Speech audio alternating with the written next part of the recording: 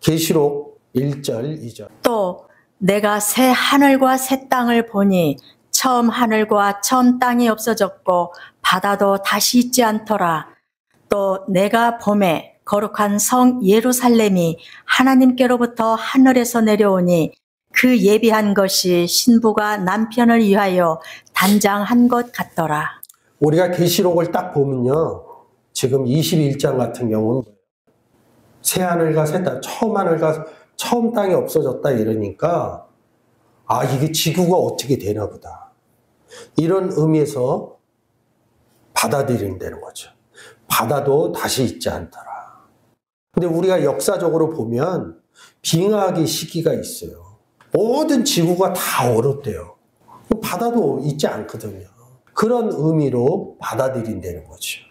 우리는 바로 성경을 읽으면서 성경은 구원의 책이다, 이 세상 환경 속에서 산, 바다, 하늘, 땅, 이 의미로 해석해서는 안 된다는 거죠.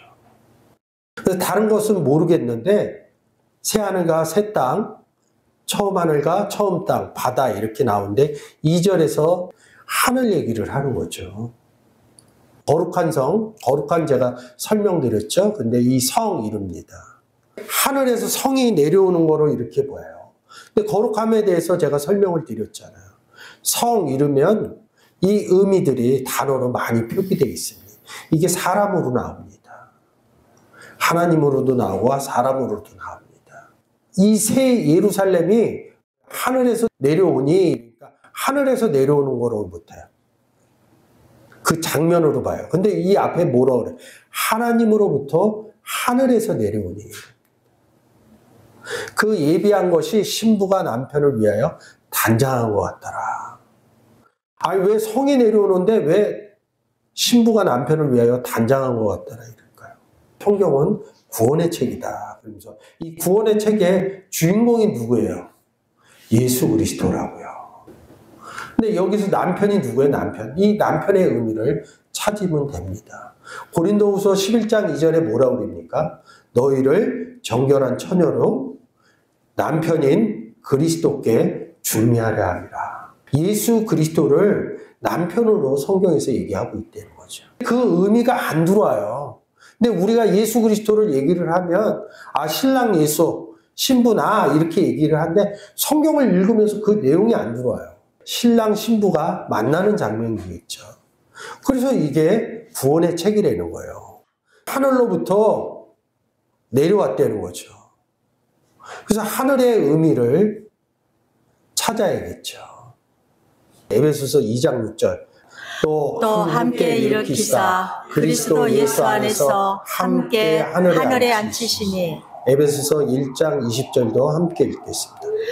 그 능력이 그리스도 안에서 역사하사 죽은 자들 가운데서 다시 살리시고 하늘에서 자기의 오른편에 앉히사. 하늘의 의미가 성경에선 이 두 구절이라는 거죠. 우리가 생각하는 세상의 스카이를 얘기를 하는 게 아니라 그리스도 예수 안에서 하늘에 앉히사. 사람들은 하나님이 하늘에 있다는 것은 그냥 기본적으로 알고 있습니다. 그러면 하나님이 하늘에 있으면 또 누가 거기 계셔요? 누가 또 하늘에 예수 그리스도가 올라가신 거죠. 그래서 아버지와 나는 하나다, 이 의미가 성경을 푸는 열쇠 중에서 굉장히 중요하다는 거죠. 에베소서 2장 6절이 에베소서 2장 1절에서 허물과 죄로 너희를 살렸다, 이 내용입니다. 허물과 죄로 죽었던 너희를 왜 어떻게 살려요? 예수 그리스도 영접해서 살렸다는 거죠. 그래서 성경에서 영접의 의미를 바로 잡고 가지 않으면 이 의미가 안 풀려진다는 거죠. 성경의 내용은 거진 예수 그리스도 영접한 얘기로 표현을 하는데 또 다른 방법으로 설명을 하고 나 있다는 거죠. 그리스도 예수 안에서 함께, 예수님과 함께 하늘에 앉혔다. 이게 영접의 의미라는 거죠. 에베소서 1장 20절에 뭐예요? 그 능력이 그리스도 안에서, 그리스도 안에서를 얘기를 한다는 거죠. 죽은 자들, 어떤 죽은 자들? 에베소서 2장 1절에 예수 그리스도를 영접하지 못하면 허물과 죄로 죽었던 너희를 다시 살리시고 하늘에서 자기 오른편에 앉혔다는 거죠. 하늘에 앉혔다는 거죠. 하늘에서 남편이 내려왔다는 거 아니에요. 내가 사도 요한이 내가 새하늘 새 땅 얘기하고 2절에서 내가 또 봄에 이렇게 하고 3절에서 또 내가 들으니 이릅니다. 근데 계시록 4장 1절에 뭐라고 그러냐면 사도 요한처럼 이리로 올라오라 이럽니다. 이리로 올라오라는 데가 어디예요? 4장 2절에 하늘로 올라오라 이럽니다. 그러니까 성경의 내용을 알아야 돼요. 그러니까 4장 1절에 지금 보시는 내용처럼 이 내용이 딱 머릿속에 영적 구절로 잘 앉혀져 있다면 그냥 계시록 4장 1절 읽을 때 이리로 올라오라 그러면 하늘로 올라오라는 소리구나. 사도 요한이 영접한 부분을 얘기해 주는 거구나. 이것으로 성경이 풀어진다는 거죠. 근데 이 부분이 모르니까 계시록은 심판장이야. 그리고 멸망받는 장이야. 이렇게 규정을 하고 성경을 본다는 거죠. 성경을 다 잘못 풀어낸다는 거죠. 특히 계시록 할 때 다 풀어내지 못한다는 거죠. 특히 계시록 할 때 이 하늘의 의미, 이 사도 요한이 어디에서 얘기하는지를 모른다 그러면 하늘에 앉힌 자, 구원받은 자, 이 의미를 풀어헤치지 못하면 남편을 하늘로부터 내려오게 하려면 어떻게 해야 되냐. 영접한 내가 하늘에 앉혀서 구원 얻지 못한 사람에게 예수 믿으세요 할 때 남편을 하나님께로부터 하늘로부터 내려보내는 역사가 보여진다는 거죠. 성경은 내가 구원을 얻으면 하늘에 앉힌 영접의 역사가 깨달아져야 되고 깨달아진 사람들이 나가서 복음을 전할 때 하늘에 앉아서 복음을 전하는 남편을 내보내는 하늘로부터 내려오는 그 역사가 보여지게 되는 겁니다.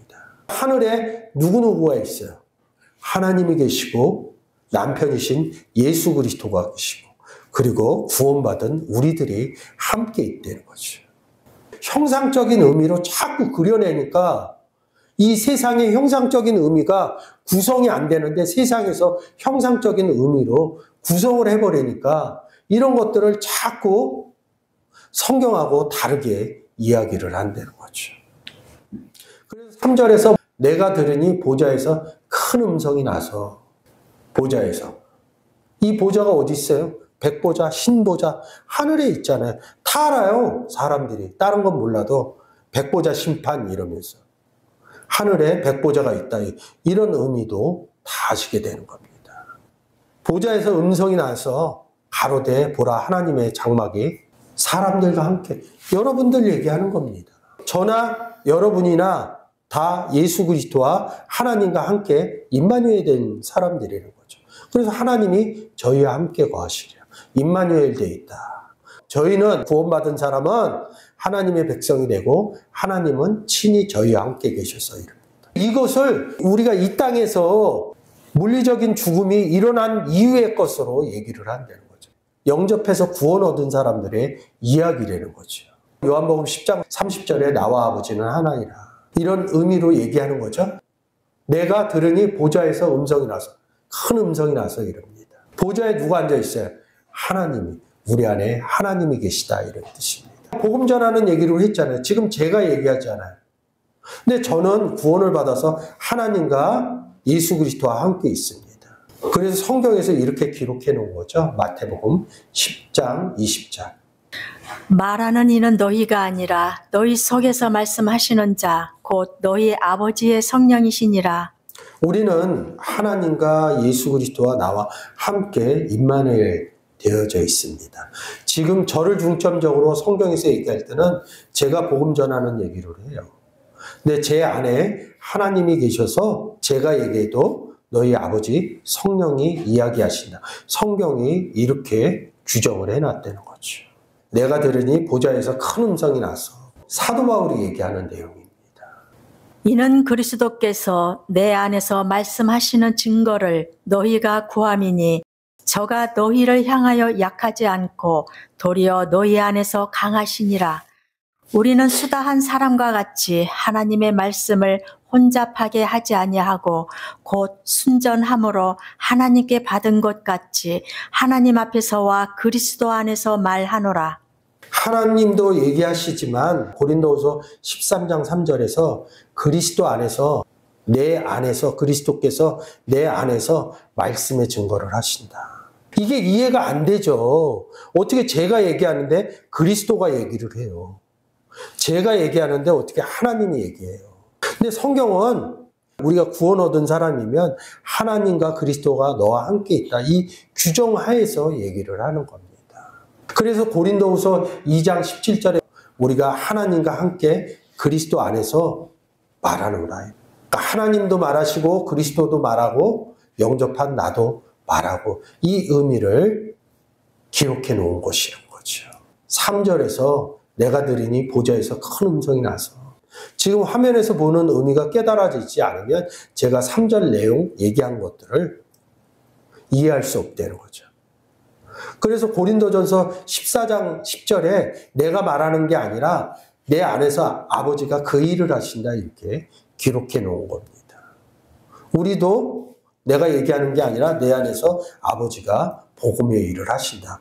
5절 보좌에 앉으시니가 가라사대 보라 내가 만물을 새롭게 하노라 하시고 또 가라사대 이 말은 신실하고 참되니 기록하라 하시고.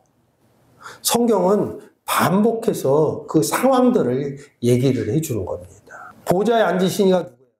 하나님이시죠. 가라사대 말했다는 겁니다. 사람들은 자꾸 하나님이 말하는 걸 기다려요.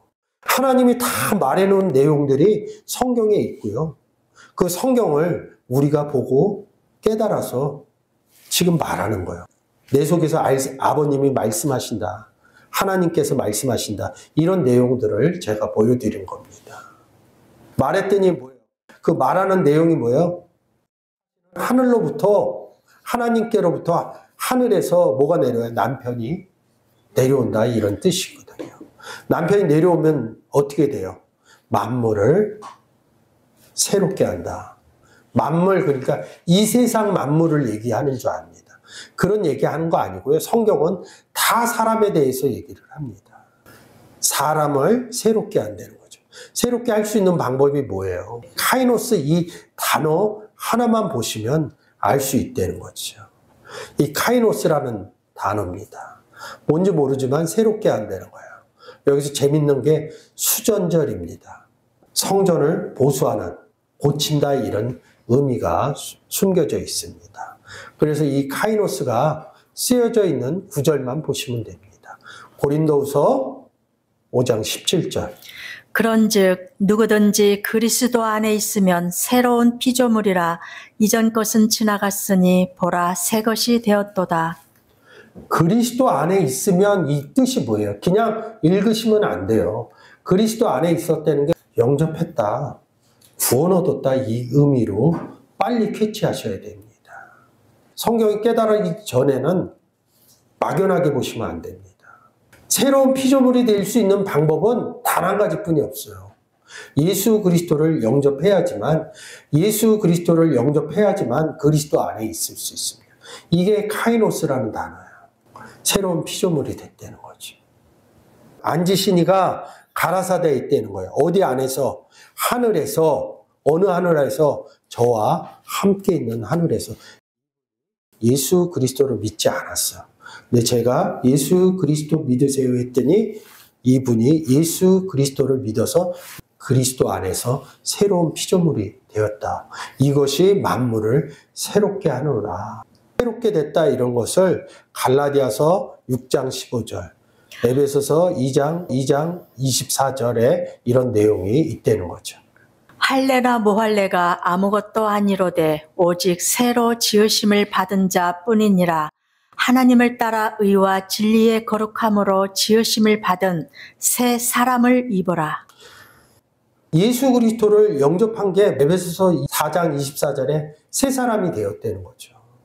새 사람이 우린 되었다는 거예요. 그건 구원 얻었다. 예수 그리스도를 영접했다. 교회 나와서 자꾸 새 사람이 되려고 그래요. 세상에서 바른 사람이 돼야 됩니다. 그 의미를 터부시하고 이런 뜻이 아니라 성경의 기준으로 얘기를 하는 겁니다. 예수 그리스도를 영접하면 새 사람이 되었다는 거죠. 예수 그리스도를 영접하고 나서 생활이 잘 안 변해요. 성경의 내용이 깨달아지면 세상에서 얘기한 것처럼 거룩해지는 사람, 새로운 사람이 된다는 거죠. 그 의미를 잘 파악하려는 거죠. 근데 새 사람이 되었는데 세상에 나가서 예전과 똑같이 한다 그러면 그 의미는 없다는 거죠. 그럼 누가 예수 그리스도를 믿겠어요?